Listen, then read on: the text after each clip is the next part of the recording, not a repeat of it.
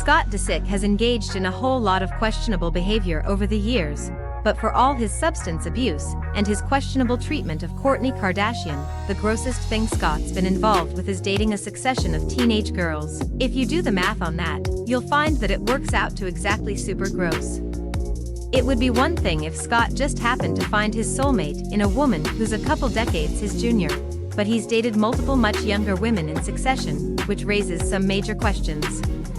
The topic of Scott's Humbert-esque tendencies came up during the 47th installment of the final Keeping Up with the Kardashians reunion show, hosted by Andy Cohen. "Everybody gets this wrong, that I look for young girls," Scott insisted during the special.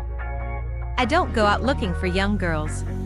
They happen to be attracted to me because I look young."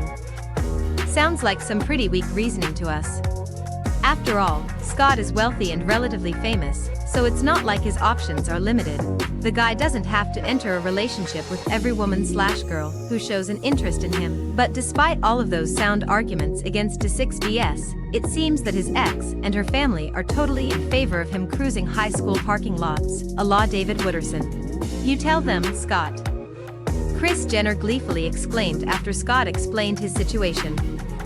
"Whoever would make him happy, I would give my blessing," Kourtney said when asked for her feelings on Scott's strange dating preferences. Kourtney went on to say that Scott was always faithful and respectful during their relationship, and had he been able to maintain his sobriety, the two of them would likely still be together to this day. She described Scott's heavy drinking and drug use as the deal breaker that prompted her to end the relationship after more than a decade together. Disick confessed that his behavior over the course of his relationship with Kourtney was less than exemplary. He even went so far as to admit that he pretty much treated everyone like crap toward the end of his years with Kourt. "I do regret the person that I was for a long time to Kourtney, and just everybody. I wasn't the best guy," he told Cohen. "I mean, I think if you really love someone you want them to be happy no matter what, so I do give her a blessing to be happy," he said. Well, we guess that in some ways, Scott has finally matured and become the sort of partner that Kourtney deserves.